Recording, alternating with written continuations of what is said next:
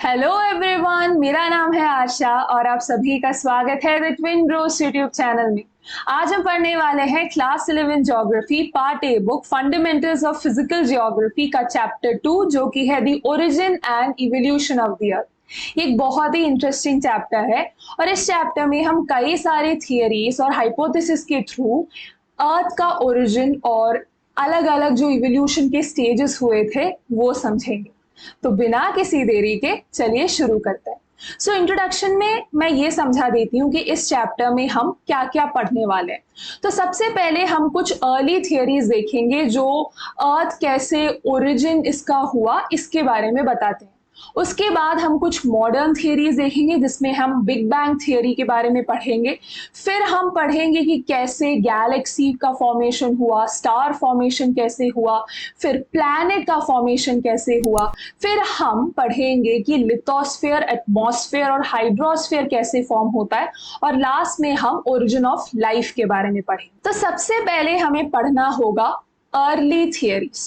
सो कई सारे hypothesis scientist ने दिए हैं ये प्रूव करने के लिए कि अर्थ का ओरिजिन हुआ कैसे है।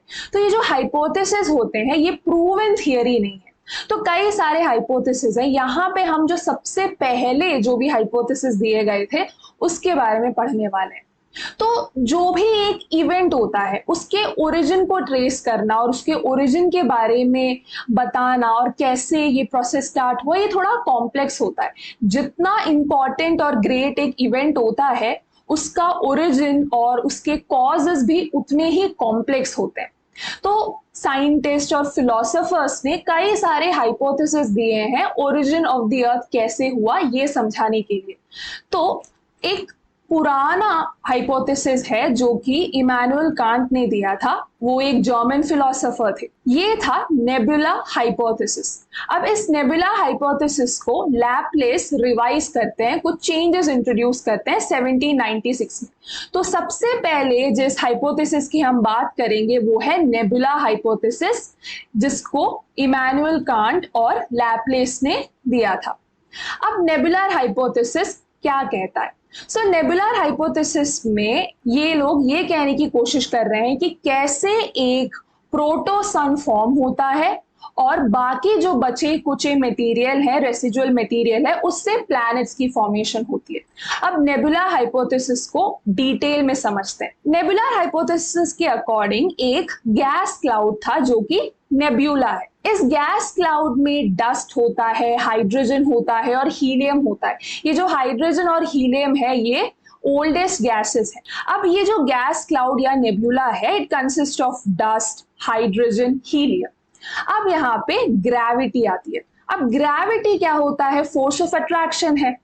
अब ग्रेविटी के होने की वजह से जो भी बड़े बड़े पार्टिकल्स हैं वो छोटे छोटे पार्टिकल्स को अपनी तरफ खींचने लगते हैं। अब इस प्रोसेस की वजह से ये जो पार्टिकल्स एक दूसरे को अपनी ओर खींच रहे हैं वहां पे एक डिस्क लाइक स्ट्रक्चर फॉर्म होता है। अब इस डिस्क लाइक स्ट्रक्चर के फॉर्म होने के बाद ये जो पार्टिकल्स हैं ये भी मूव कर रहे हैं। ये डिस्क रोटेट करने लगता है, धीरे धीरे रोटेट करने लगता है। अब इस रोटेशनल मोशन की वजह से यहाँ पे दो फोर्सेस आते हैं। पहला फोर्स है सेंट्रीपेटल फोर्स, दूसरा फोर्स है सेंट्रीफ्यूगल फोर्स। ये जो सेंट्रीपेटल फोर्स है ये सेंटर की तरफ जाता है, मतलब अंदर की ओर जाता है, जिसकी वजह से सारे पार्टिकल्स साथ भी आते हैं। दूसरा फोर्स है सेंट्रीफ्यूगल फोर्स जो सेंटर से बाहर की तरफ जाता है।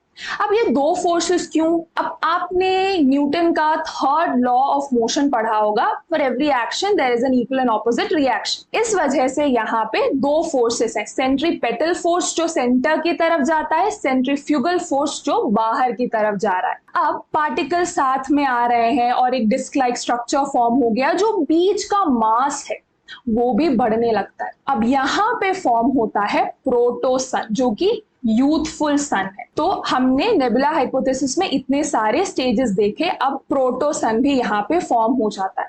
प्रोटोसन के फॉर्म होने के बाद बाकी जो बचे कुचे मटेरियल है, जो रेसिजुअल मटेरियल है, उनसे प्लैनेट की फॉर्मेशन होती है। तो नेबुलर हाइपोथेसिस ऐसे अर्थ के ओरिजिन और प्लैनेट फॉर्मेशन और प्रोटोसन के फॉर्मेशन को एक्सप्लेन करने की कोशिश करता है। तो ये थियरी बहुत सालों तक चली। फिर 1950 में ऑटो श्मिट जो रशियन है और कार्ल विजास्कर जो जर्मन है, उन्होंने इस नेबुलर हाइपोथेसिस में और थोड़े चेंजेस इंट्रोड्यूस किए और एक नया हाइपोथेसिस प्रपोज किया जो कि है रिवाइज्ड नेबुलर हाइपोथेसिस। अब रिवाइज्ड नेबुलर हाइपोथेसिस क्या कहना चाह रहा है?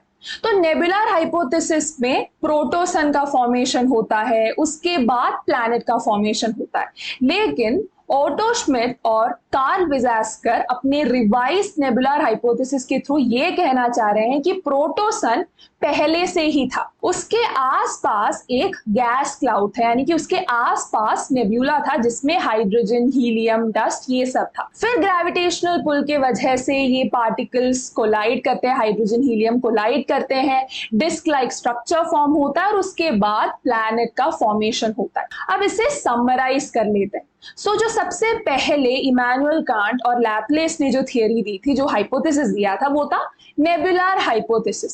नेबुलर हाइपोथेसिस में ये लोग ये बताते हैं कि कैसे एक प्रोटोसन फॉर्म होता है। सबसे पहले एक गैस क्लाउड होता है जो नेबुला है, उसके अंदर डस्ट, हाइड्रोजन, हीलियम ये सब है। ग्रेविटेशनल फोर्स की वजह से बड़े पार्टिकल्स छोटे पार्टिकल्स को अपनी ओर खींचते हैं। इस वजह से धीरे धीरे एक डिस्क लाइक स्ट्रक्चर फॉर्म होता है और ये डिस्क लाइक स्ट्रक्चर रोटेट करने लगता है और जैसे जैसे सेंटर में मास एक्यूमुलेट होते रहता है, वहां पे होता है प्रोटोसन का फॉर्मेशन। प्रोटोसन के फॉर्मेशन के बाद प्लैनेट्स का फॉर्मेशन होता है, जो भी बचा कुचा मटेरियल होता है उससे प्लैनेट का फॉर्मेशन होता है। लेकिन रिवाइज्ड नेबुलर हाइपोथेसिस में स्कॉलर्स ये कह रहे हैं कि एक प्रोटोसन पहले से ही था, उसके आसपास से एक गैस क्लाउड था जिसमें हाइड्रोजन और हीलियम था, वो पार्टिकल्स कोलाइड करते हैं, उसके बाद एक डिस्क लाइक स्ट्रक्चर फॉर्म होता है और उसके बाद धीरे धीरे प्लैनेट्स का फॉर्मेशन होता है। तो ये थे early theories origin of the अर्थ के बारे में। अब ये जो रिवाइज्ड नेबुलर हाइपोथेसिस है, यहाँ पे ऑटो श्मिट और कार्ल विजास्कर एक और प्रोसेस को मेंशन करते हैं जो कि है एक्रीशन। एक्रीशन एक ऐसा प्रोसेस है, जैसा मैंने पहले भी मेंशन किया, कि पार्टिकल्स ग्रेविटी की वजह से एक दूसरे को खींचते हैं और एक दूसरे के पास आते हैं, कोलाइड करते हैं और कंसोलिडेट करने लगते हैं धीरे धीरे। इस प्रोसेस को हम एक्रीशन कहते हैं और इसी प्रोसेस की वजह से स्टार, प्लैनेट, गैलेक्सीज इन सभी का फॉर्मेशन हुआ है। नेक्स्ट हम मॉडर्न थियरीज पढ़ेंगे। तो हमने अर्ली थियरीज कंप्लीट कर ली जिसमें हमने नेबुलर हाइपोथेसिस और रिवाइज्ड नेबुलर हाइपोथेसिस को समझा। अब हम मॉडर्न थियरीज पढ़ेंगे जो ओरिजिन ऑफ यूनिवर्स को एक्सप्लेन करने की कोशिश करते हैं। और इन मॉडर्न थियरीज में सबसे पॉपुलर और वाइडली एक्सेप्टेड थियरी है द बिग बैंग थियरी, या फिर जिसे एक्सपैंडिंग यूनिवर्स हाइपोथेसिस भी कहा जाता है। Edwin Hubble big bang theory को प्रपोज करते हैं 1920। एडविन हबल, जिनके नाम पे हबल टेलीस्कोप भी है, तो एडविन हबल एविडेंस देते हैं कि एक बिग बैंग हुआ था और जो हमारा यूनिवर्स है इसका फॉर्मेशन बिग बैंग के वजह से हुआ है और ये जो यूनिवर्स है ये एक्सपैंड कर रहा है, यानी कि गैलेक्सीज एक दूसरे से दूर दूर जा रहे हैं और ये यूनिवर्स एक्सपैंड कर रहा है। अब हमें ये पढ़ना है कि बिग बैंग थ्योरी क्या है और इसे क्यों एक्सपैंडिंग यूनिवर्स हाइपोथेसिस कहा जाता है। तो सबसे पहले हम ये समझ लेते हैं कि बिग बैंग थ्योरी क्या है और ये कैसे ओरिजिन ऑफ द यूनिवर्स को एक्सप्लेन करता है। तो बिग बैंग थ्योरी यूनिवर्स के ओरिजिन और डेवलपमेंट को कई सारे स्टेजेस में एक्सप्लेन करने की कोशिश करता है। तो बिग बैंग थ्योरी के अकॉर्डिंग सबसे पहले स्टेज में जो ये यूनिवर्स का जो सारा मैटर है, सारा पदार्थ एक छोटे से बॉल यानी कि एक सिंगुलर एटम में समाया हुआ था। अब ये जो छोटा सा बॉल या फिर जो सिंगुलर एटम है, इसमें यूनिवर्स का सारा मैटर समाया हुआ था और इसका वॉल्यूम बहुत ही कम था। और यहाँ पे ये जो ये बॉल है छोटा सा, इसका टेम्परेचर बहुत ज्यादा था और डेंसिटी भी बहुत ही हाई था। डेंसिटी भी हाई था, टेम्परेचर भी हाई था। अब जब टेम्परेचर बहुत ही ज्यादा बढ़ जाता है और जब ये बहुत ही ज्यादा हीटअप हो जाता है तो ये वायलेंटली एक्सप्लोड करता है। ये जो सिंगुलर एटम है, ये जो छोटा सा बॉल है, टाइनी बॉल, ये वायलेंटली एक्सप्लोड करता है और जैसे ही ये एक्सप्लोड करता है सारा का सारा मैटर जो इसमें समाया हुआ था वो एक्सपैंड करने लगता है, फैल जाता है, सारे पार्टिकल्स इधर उधर फैल जाते हैं। और बिग बैंग थियरी साइंटिस्ट के अकॉर्डिंग करीब करीब 13.7 बिलियन साल पहले हुआ था। अब जैसे ही ये सिंगुलर एटम वायलेंटली एक्सप्लोड करता है, वैसे ही सारे के सारे पार्टिकल्स एक्सपैंड करने लगते हैं। और साइंटिस्ट का मानना है कि ये एक्सपेंशन अभी भी हो रहा है। और जैसे जैसे ये पार्टिकल्स एक्सपैंड होते गए, कुछ एनर्जी मैटर में, पदार्थ में कन्वर्ट हुए। अब जैसे ये बिग बैंग हुआ, उसके 3 मिनट के अंदर अंदर पहला एटम भी फॉर्म हो जाता है, जिसके बाद पूरे यूनिवर्स का फॉर्मेशन का प्रोसेस भी स्टार्ट हो जाता है। अब थर्ड स्टेज में बिग बैंग होने के 3 लाख साल बाद जो टेम्परेचर है वो भी धीरे धीरे गिरने लगता है। और बिग बैंग के 3 साल बाद जो टेम्परेचर है वो गिर के अराउंड 4500 केल्विन हो जाता है। और जैसे जैसे ये टेम्परेचर कूल डाउन होता है, वैसे वैसे ये जो मैटर है वो कंसोलिडेट करने लगता है और यूनिवर्स का फॉर्मेशन होता है। और उसके बाद गैलेक्सीज का फॉर्मेशन भी होता है। इसके बारे में हम आगे पढ़ेंगे। अब बिग बैंग थियरी को समराइज कर लेते हैं। तो सबसे पहले स्टेज में एक छोटा सा बॉल, एक टाइनी बॉल था या फिर एक सिंगुलर एटम था, जिसमें यूनिवर्स का सारा मैटर समाया हुआ था। इसका वॉल्यूम बहुत कम था, टेम्परेचर बहुत ही हाई था और डेंसिटी भी बहुत ही हाई था। Infinite temperature, infinite density. अब जैसे जैसे टेम्परेचर बढ़ा और जब ये हीट अप होता है तो ये वायलेंटली एक्सप्लोड करता है और जितना भी मैटर इसमें था वो सारे के सारे पार्टिकल्स एक्सपैंड करने लगते हैं। और ये एक्सपेंशन आज भी हो रहा है। सो 13.7 बिलियन साल पहले ये बिग बैंग हुआ था। जैसे ही बिग बैंग हुआ, एक्सप्लोजन हुआ, एक्सपेंशन स्टार्ट हो गया और 3 मिनट के अंदर अंदर पहला एटम भी बन जाता है। फिर बिग बैंग के 3 साल बाद टेम्परेचर भी ड्रॉप करने लगता है, टेम्परेचर कूल डाउन होता है। उसके बाद यूनिवर्स फॉर्मेशन स्टार्ट हो जाता है। तो ये था बिग बैंग। अब एडविन हबल जो है वो बिग बैंग थियरी को एक्सपैंडिंग यूनिवर्स हाइपोथेसिस भी कहते हैं, क्योंकि इनका मानना है कि यूनिवर्स एक्सपैंड कर रहा है। अब एक एग्जाम्पल के मदद से या फिर एक एक्सपेरिमेंट की मदद से समझ लेते हैं कि ये एक्सपैंडिंग यूनिवर्स का मतलब क्या है। अब आपके टेक्स्ट बुक में ये जो एक्सपेरिमेंट दिया है, ये सिंपल तरीके से ये एक्सप्लेन करने की कोशिश कर रहा है कि यूनिवर्स कैसे एक्सपैंड हो रहा है। अब इस एक्सपेरिमेंट में आपको एक बलून लेना है। फुलाने से पहले आपको उस बलून में कुछ पॉइंट्स मार्क करने और ये मानना है कि ये पॉइंट गैलेक्सीज है। अब आपको इस बलून को फुलाना है। अब जैसे जैसे आप इस बलून को फुलाओगे, आप ये नोटिस करोगे कि ये जो पॉइंट्स हैं ये एक दूसरे से दूर दूर जा रहे हैं। जैसे जैसे बलून एक्सपैंड हो रहा है, वैसे वैसे ये पॉइंट्स भी एक दूसरे से दूर दूर जा रहे हैं। अब ये एक्सपेरिमेंट ये बताने की कोशिश कर रहा है कि कैसे गैलेक्सीज के बीच का डिस्टेंस भी इंक्रीज हो रहा है।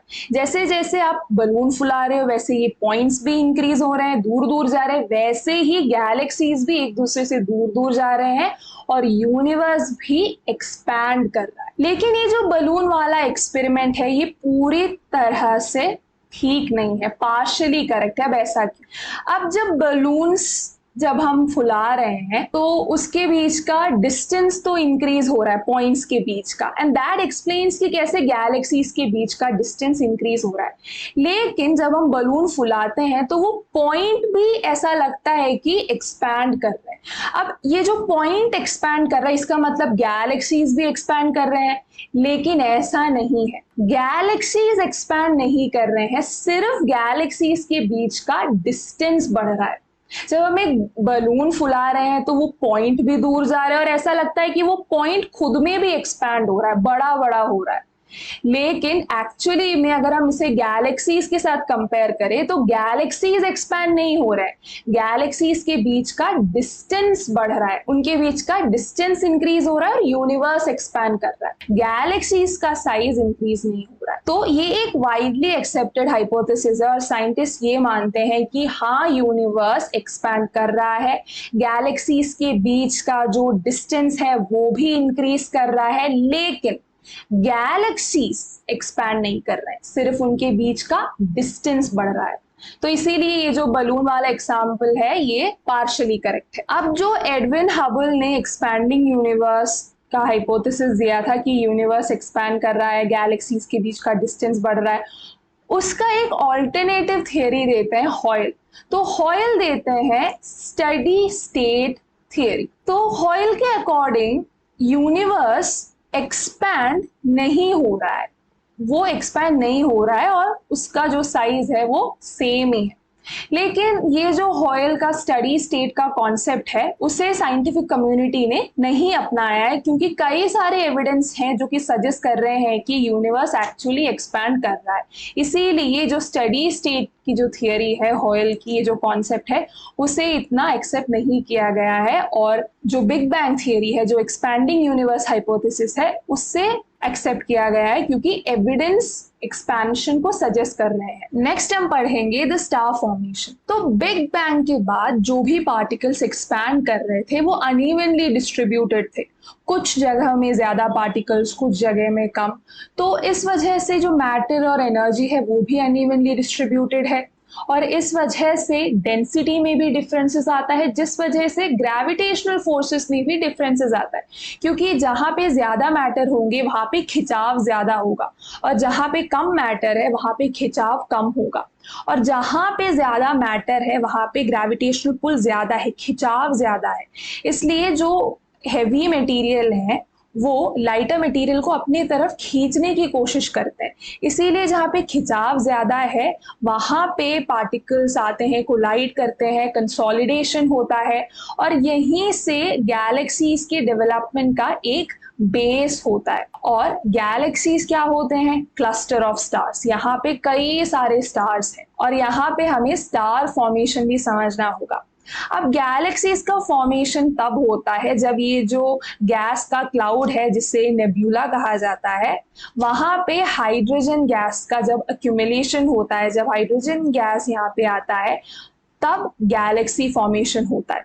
अब स्टार का फॉर्मेशन कैसे होता है? अब ये जो नेब्यूला में हाइड्रोजन गैस का अक्यूमुलेशन होता है, ये क्लम्प्स ऑफ गैस बनाते हैं, यानी कि क्लस्टर होता है गैस का, और धीरे धीरे over a period of time ये और डेंस होते हैं, और ये जो डेंसर बॉडीज हैं वही स्टार्स का फॉर्म ले लेते हैं। तो यहाँ पे हमने सबसे पहले गैलेक्सी का फॉर्मेशन समझा, उसके बाद हमने समझा कि कैसे स्टार्स फॉर्म होते हैं। एक बार मैं समराइज कर लेती हूँ।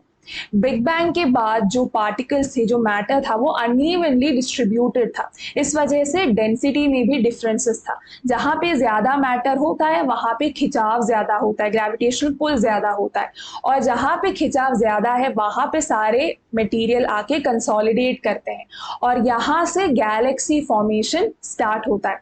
गैलेक्सीज क्या है? क्लस्टर ऑफ स्टार्स है, यहाँ पे कई सारे स्टार्स, और गैलेक्सी का फॉर्मेशन तब होता है जब ये जो गैसियस क्लाउड है, जिसे नेब्यूला कहा जाता है, यहाँ पे हाइड्रोजन गैस का अक्यूमुलेशन होता है और क्लम्प्स ऑफ गैस फॉर्म होते हैं, और ये धीरे धीरे डेंसर बॉडीज बनते हैं जो कि हम स्टार कहते हैं। तो ऐसे होता है गैलेक्सीज का फॉर्मेशन, जो कई सारे स्टार्स का एक समूह होता है, क्लस्टर ऑफ स्टार्स जिसे कहते हैं। नेक्स्ट यहाँ पे एक बहुत ही इंपॉर्टेंट कॉन्सेप्ट आता है लाइट ईयर्स का। तो लाइट ईयर्स क्या है? तो लाइट ईयर्स के थ्रू हम डिस्टेंस मेजर करते हैं। लाइट ईयर में हम ये देखते हैं कि एक साल में जो लाइट डिस्टेंस ट्रैवल करता है उसे हम लाइट ईयर कहते हैं, और लाइट ईयर की मदद से हम डिस्टेंस मेजर करते हैं। यानी कि जो गैलेक्सीज के बीच का डिस्टेंस है वो हम कैसे मेजर करेंगे? हम उसे लाइट ईयर्स के थ्रू मेजर करते हैं, जिसका मतलब ये होता है कि एक साल में लाइट कितना डिस्टेंस ट्रैवल करता है। इसे लाइट ईयर्स के थ्रू मेजर करना आसान होता है क्योंकि बहुत ही ज्यादा डिस्टेंस है, तो इसे लाइट ईयर के थ्रू मेजर करना ज्यादा आसान रहता है। अगर आपने वीडियो को यहाँ तक देख लिया है तो वीडियो को लाइक कर देना, अपने दोस्तों के साथ जरूर शेयर करना, और ट्विन ब्रोस का चैनल भी जरूर सब्सक्राइब करना।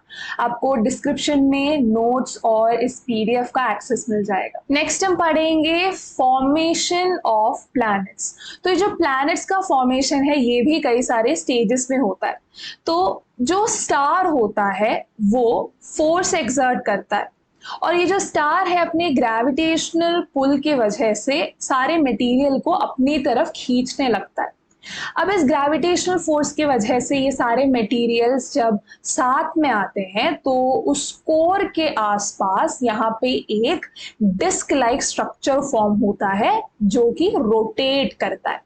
अब ये जो रोटेटिंग डिस्क है ये कूल डाउन करने लगता है और मटेरियल ऐड ऑन होते रहते हैं। जब ये कूल डाउन करते हैं उसके बाद और मटेरियल्स ऐड होते रहते हैं और यहाँ पे ये एक छोटे से राउंड ऑब्जेक्ट की तरह यहाँ पे एक कोर का फॉर्मेशन हो जाता है और इन छोटे छोटे राउंड ऑब्जेक्ट्स को ही प्लैनेटेसिमल्स कहा जाता है। अब लास्ट स्टेज में ये जो सारे प्लैनेटेसिमल्स हैं ये साथ में आते हैं, एक्रीशन का प्रोसेस होता है। एक्रीशन प्रोसेस मैंने इंट्रोडक्शन वाले पार्ट में समझाया था। सो एक्रीशन प्रोसेस के बाद प्लैनेट का फॉर्मेशन होता है। तो सबसे पहले जो स्टार अपने ग्रेविटेशनल पुल की वजह से पार्टिकल्स को अट्रैक्ट करते अपनी तरफ खींचता है और ये सारे पार्टिकल्स सबसे पहले एक डिस्क लाइक स्ट्रक्चर फॉर्म करते हैं जो कि रोटेट कर रहा होता है। ये डिस्क लाइक स्ट्रक्चर बाद में कूल डाउन होता है, उसके बाद और मटेरियल्स भी ऐड ऑन होते रहते हैं। उसके बाद यहाँ पे एक कोर या फिर एक छोटा सा राउंड ऑब्जेक्ट डेवलप होता है और इसी स्मॉल राउंडेड ऑब्जेक्ट्स को प्लैनेटेसिमल्स कहा जाता है। कई सारे प्लैनेटेसिमल्स साथ में आते हैं और प्लैनेट्स का फॉर्मेशन होता है। तो हमने ओरिजिन थियरीज पढ़ ली, हमने origin of the earth, origin of the universe, planet formation ये सब समझ लिया। अब हमें जानना होगा evolution of the earth, life की शुरुआत कैसे होती है। क्योंकि जो अर्थ जब सबसे पहले फॉर्म हुआ था तब का जो कंडीशन था, हाई टेम्परेचर था, बैरन रॉकी लैंड थे और जो प्रिमोर्डियल एटमॉस्फेयर था जिसमें सिर्फ हाइड्रोजन और हीलियम था, वो लाइफ को सपोर्ट नहीं कर रहा था और हम इमेजिन भी नहीं कर सकते ऐसे कंडीशन में रहना। और ये जो कंडीशन था वो आज के अर्थ से कितना अलग है। तो अगर इतना बड़ा चेंज आया है तो कुछ ना कुछ तो हुआ होगा कि इतना बड़ा ट्रांजिशन आया है, क्योंकि बैरन रॉकी लैंड से जो एटमॉस्फेयर जिसमें हाइड्रोजन और हीलियम था आज के सिचुएशन से कितना डिफरेंट है। तो कुछ तो ऐसा प्रोसेस हुआ होगा जिसके वजह से ये चेंजेस आए हैं। इसीलिए हम इवोल्यूशन पढ़ेंगे, लाइफ का कैसे कंड्यूसिव एनवायरनमेंट क्रिएट हुआ उसके बारे में हम पढ़ेंगे। तो सबसे पहले हम पढ़ेंगे कि लिथोस्फीयर कैसे फॉर्म हुआ, लिथोस्फीयर का इवोल्यूशन पढ़ेंगे और उसके बाद हम एटमॉस्फेयर और हाइड्रोस्फीयर का इवोल्यूशन पढ़ेंगे। तो सबसे पहले हम पढ़ेंगे इवोल्यूशन ऑफ लिथोस्फीयर। तो अर्थ जब अपने प्रिमोर्डियल स्टेज पे था, यानी कि शुरुआत का जो स्टेज था, वहां पे जैसे जैसे मटेरियल ऐड ऑन होते रहते हैं वैसे वैसे डेंसिटी इंक्रीज करने लगता है और जब डेंसिटी बढ़ने लगता है तब टेम्परेचर भी इंक्रीज होता है। अब हाई टेम्परेचर की वजह से जो अर्थ का कोर होता है वो मेल्ट होता है। अब यहाँ पे स्टार्ट होता है एक सेग्रीगेशन का प्रोसेस, जिसके वजह से जो भारी मटेरियल है, हेवी मटेरियल है जैसे आयरन, वो नीचे की ओर जाते हैं, सिंक करने लगते हैं और जो लाइटर मटेरियल है वो ऊपर उठने लगते हैं। और ये मटेरियल जब ऊपर उठने लगते हैं धीरे धीरे over the period of time cool down होते हैं और यहाँ पे आउटर लेयर या क्रस्ट का फॉर्मेशन स्टार्ट होता है। तो जो अर्थ अपने प्रिमोर्डियल स्टेज पे था, जब जैसे जैसे पार्टिकल्स आते रहे वैसे वैसे डेंसिटी भी बढ़ने लगी, उसके वजह से टेम्परेचर इंक्रीज करने लगा। हाई टेम्परेचर होने की वजह से जो अर्थ का कोर है वो मेल्ट होने लगता है, जिसकी वजह से सेग्रीगेशन होता है, जहां पे जो हेवी मटेरियल है वो नीचे की ओर चले जाते हैं, सिंक करने लगते हैं और जो लाइटर मटेरियल है वो ऊपर उठने लगते हैं। और ये जो मटेरियल है ये धीरे धीरे कूल डाउन होते हैं और वहां पे आउटर लेयर या क्रस्ट का फॉर्मेशन होता है। और यहाँ पे हम डिफरेंशिएशन प्रोसेस भी देख सकते हैं, जिसके मदद से जो अलग अलग मटेरियल है वो एक दूसरे से सेपरेट होके अलग अलग लेयर में जाते हैं। जो हैवी मटेरियल है वो नीचे की ओर जाता है, सिंक करने लगता है, जो लाइटर मटेरियल है वो ऊपर की ओर जाने लगता है। और अर्थ के भी अलग अलग लेयर्स हैं, जैसे क्रस्ट है, मैंटल है, कोर में भी इनर कोर, आउटर कोर है। And this is because of process of differentiation, जहाँ पे अलग अलग मटेरियल अलग अलग लेयर्स में होते हैं। प्रोसेस ऑफ डिफरेंशिएशन भी इंपॉर्टेंट है। नेक्स्ट हम पढ़ेंगे evolution of atmosphere and hydrosphere. तो जो आज का एटमॉस्फेयर है अर्थ का, इसमें सबसे ज्यादा हम नाइट्रोजन और ऑक्सीजन देख सकते हैं, और ऑक्सीजन की वजह से ही यहाँ पे लाइफ सस्टेन कर रहा है। लेकिन जो प्रिमोडियल स्टेज था अर्थ के इवोल्यूशन के स्टेज में, सबसे पहले ये कंपोजिशन नहीं था एटमॉस्फेयर का। सबसे पहले स्टेज में जो प्रिमोडियल एटमॉस्फेयर है उसमें हाइड्रोजन और हीलियम था। तो मैं सबसे पहले स्टेजेस समझा देती हूँ, उसके बाद हम हर एक स्टेज को डिटेल में देखें। तो सबसे पहले प्रिमोडियल एटमॉस्फेयर जो हाइड्रोजन और हीलियम का था वो सोलर विंड के वजह से हट जाता है। फिर उसके बाद डीगैसिंग प्रोसेस स्टार्ट होता है। डीगैसिंग प्रोसेस स्टार्ट होने के बाद हम देखते हैं कैसे रेनफॉल स्टार्ट होता है, क्लाउड फॉर्मेशन स्टार्ट होता है, ओशंस फॉर्म होते हैं यानी कि हाइड्रोस्फीयर बनता है, और उसके बाद फोटोसिंथेसिस का प्रोसेस आता है। तो ये मैंने स्टेजेस समझा दिए हैं। अब देखते हैं ये प्रोसेस हर एक स्टेज में होता कैसे। तो सबसे पहले स्टेज में एक प्रिमोर्डियल एटमॉस्फेयर था जिसमें हाइड्रोजन और हीलियम था। अब ऐसा माना जाता है कि ये जो प्रिमोर्डियल एटमॉस्फेयर था जिसमें हाइड्रोजन और हीलियम है, वो सोलर विंड्स के वजह से उड़ जाता है और उसके बाद डीगैसिंग का प्रोसेस स्टार्ट होता है। ये जो डीगैसिंग का प्रोसेस होता है, इसमें वॉल्केनिक इरप्शंस के वजह से nitrogen compounds, carbon dioxide, dust, water vapour, ये सब रिलीज होते हैं। अब जो हमारा अर्ली एटमॉस्फेयर था उसमें water vapour, nitrogen, carbon dioxide था, अमोनिया था, मीथेन था, ये सब था। तो ये जो डीगैसिंग का प्रोसेस होता है, वॉल्केनिक इरप्शंस, इसके वजह से nitrogen compounds, carbon dioxide, water vapour, dust, ये सब रिलीज होता है। अब ये जो डस्ट है ये एटमॉस्फेयर को कवर कर देता है, जिसके वजह से सनलाइट रिस्ट्रिक्ट हो जाता है और टेम्परेचर भी धीरे धीरे गिरने लगता है। अब ये जो वाटर वेपर है, ये वाटर वेपर भी कंडेंस करने लगते हैं, जिसके वजह से क्लाउड फॉर्मेशन होता है और क्लाउड फॉर्मेशन के बाद रेनफॉल होता है। आपको यहाँ पे कंडेंसेशन का प्रोसेस और इवेपोरेशन का प्रोसेस भी समझना होगा। इवेपोरेशन के प्रोसेस में जो वाटर है वो वाटर वेपर बनता है, यानी कि जो वाटर है वो वेपर के फॉर्म में कन्वर्ट होता है। कंडेंसेशन प्रोसेस में वो जो वाटर वेपर है वो बैक टू लिक्विड स्टेज चला जाता है। सो इवेपोरेशन में लिक्विड से वेपर, कंडेंसेशन में वेपर से वापस लिक्विड के स्टेज में चला जाता है। और कंडेंसेशन के प्रोसेस के थ्रू क्लाउड फॉर्मेशन भी होता है, जिसके वजह से रेनफॉल होता है। और इस स्टेज में यही हुआ था, वाटर वेपर कंडेंस करने लगता है, टेम्परेचर कम होता है, वाटर वेपर कंडेंस करने लगता है, जिसके वजह से रेनफॉल होता है। और इसके बाद ये प्रोसेस चलता ही रहता है। इवेपोरेशन होता है, कंडेंसेशन होता है, फिर रेनफॉल होता है, ये प्रोसेस चलता ही रहता है। और ये जो रेनफॉल है, इसी के वजह से ओशन का फॉर्मेशन होता है। जब बड़े बड़े डिप्रेशंस में ये पानी जब स्टोर होता है, वहां से ओशन फॉर्मेशन स्टार्ट होता है, यानी कि हाइड्रोस्फीयर फॉर्म हो जाता है। और इन्हीं रेनफॉल में कार्बन डाइऑक्साइड भी डिसॉल्व होता है। अब कार्बन डाइऑक्साइड पानी तक पहुंच जाता है। जब पानी और कार्बन डाइऑक्साइड मिलता है तब कार्बोनिक एसिड फॉर्म होता है। तो ये जो ओशंस है ये करीब करीब 4000 मिलियन ईयर्स ओल्ड है और यहाँ पे लाइफ की शुरुआत होती है, क्योंकि जैसा कि मैंने कहा यहाँ पे कार्बन डाइऑक्साइड पहुंच जाता है। जो पानी और कार्बन डाइऑक्साइड साथ में मिलके जो कार्बोनिक एसिड फॉर्म करता है वो ओशंस में है और ओशंस में लाइफ की शुरुआत होती है। ये जो ब्लू ग्रीन एल्गे हैं ये कार्बन लविंग, ये कार्बन का इस्तेमाल करते हैं और ऑक्सीजन जनरेट करते हैं। यहाँ पे फोटोसिंथेसिस स्टार्ट होता है, इसीलिए लाइफ की शुरुआत ओशन में होती है, क्योंकि यहाँ पे ये जो ब्लू ग्रीन एल्गे हैं ये कार्बन डाइऑक्साइड का इस्तेमाल करके ऑक्सीजन जनरेट करते हैं और यहाँ पे लाइफ की शुरुआत होती है, यानी कि ओशन लाइफ सस्टेन कर सकता था।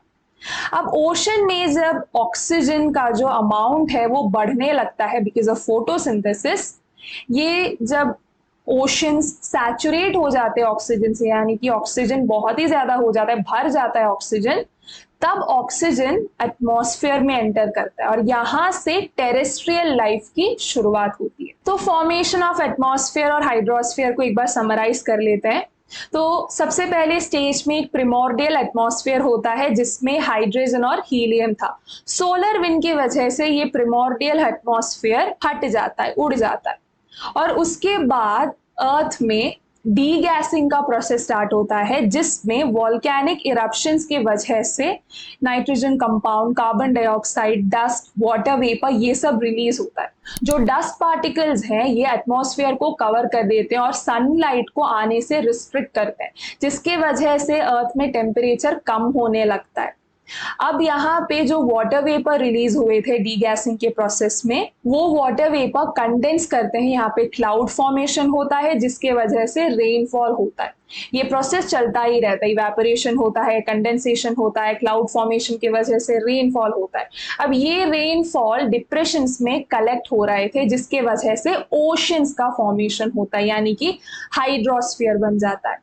और ये जो ओशंस है करीब करीब 4000 मिलियन ईयर्स ओल्ड है। अब ओशन में लाइफ की भी शुरुआत होती है क्योंकि ओशंस में कार्बन डाइऑक्साइड पहुंच जाता है। वाटर और कार्बन डाइऑक्साइड साथ में मिलके कार्बोनिक एसिड फॉर्म करते हैं और ओशंस में carbon loving blue green algae मौजूद होते हैं जो फोटोसिंथेसिस के थ्रू इस कार्बन डाइऑक्साइड से ऑक्सीजन जनरेट करते हैं और लाइफ की शुरुआत ओशंस में होती है। अब जब ओशंस में ऑक्सीजन लेवल बहुत ही ज्यादा बढ़ जाता है, सैचुरेट हो जाता है, वहां से ऑक्सीजन एटमॉस्फेयर में एंटर करते हैं और यहाँ से टेरेस्ट्रियल लाइफ की शुरुआत होती है। Next, origin of life. तो जब हमने इवोल्यूशन ऑफ अर्थ पढ़ा, लिथोस्फेयर, हाइड्रोस्फेयर, एटमॉस्फेयर का फॉर्मेशन समझा, तब हमें ये समझ में आया कि जो सबसे पहले का स्टेज था वो लाइफ के ग्रोथ के लिए बिल्कुल भी सूटेबल नहीं था, कंड्यूसिव एनवायरनमेंट नहीं था। मॉडर्न साइंटिस्ट कहते हैं कि जो लाइफ की शुरुआत होती है ये कई सारे केमिकल चेंजेस, केमिकल रिएक्शन की वजह से होती है, जिसकी वजह से सबसे पहले कॉम्प्लेक्स ऑर्गेनिक मॉलिक्यूल्स क्रिएट होते हैं, धीरे धीरे लाइफ क्रिएट होता है। जो ब्लू ग्रीन एल्गे होते हैं उनका रोल यहाँ पे बहुत ही ज्यादा इंपॉर्टेंट है और स्टडीज से ये पता चला है कि ये जो ब्लू ग्रीन एल्गे हैं ये अराउंड 3000 मिलियन ईयर्स ओल्ड है। अगर ये इतने ओल्ड है तो हम ये अज्यूम कर सकते हैं कि जो लाइफ है ये अराउंड 3800 मिलियन ईयर्स अगो इस टाइम पीरियड के आसपास स्टार्ट हुआ होगा। तो हमने इस चैप्टर में कई सारी थियरीज पढ़ी। हमने ओरिजिन ऑफ अर्थ देखा, हमने अर्ली थियरीज देखे, हमने मॉडर्न थियरीज देखे, हमने यूनिवर्स के फॉर्मेशन को समझा, प्लैनेट फॉर्मेशन को समझा, गैलेक्सी के फॉर्मेशन को समझा, स्टार के फॉर्मेशन को समझा और हमने लास्ट में origin of life, evolution of earth, lithosphere, atmosphere, hydrosphere, इन सभी चीजों के फॉर्मेशन के बारे में भी समझा। So this was chapter 2, the origin and evolution of the earth. I really hope कि आपको अच्छे से समझ में आ चुका होगा। अगर कोई भी डाउट है तो आप कमेंट सेक्शन में पूछ सकते हो। आप ट्विन ब्रोस का टेलीग्राम चैनल और डिस्कॉर्ड जरूर ज्वाइन करना ताकि आप भी ह्यूमैनिटीज की एक स्ट्रॉन्ग कम्युनिटी से कनेक्टेड रहो। जल्दी ही मिलते हैं नेक्स्ट चैप्टर के एक्सप्लेनेशन के साथ। बाय।